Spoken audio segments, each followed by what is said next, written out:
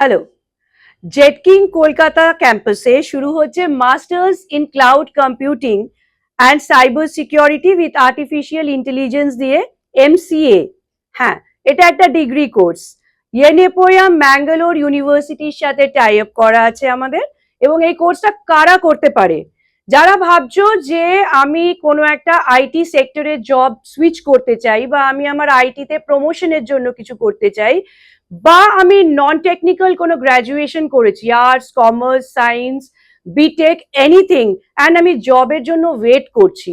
তো জবের দরজায় নিয়ে যাওয়ার জন্য কিন্তু এই কোর্সটা একেবারে ফার্স্ট ক্লাস, বিকজ আমাদের এই কোর্সটা আসছে উইথ 100% জব গ্যারেন্টি।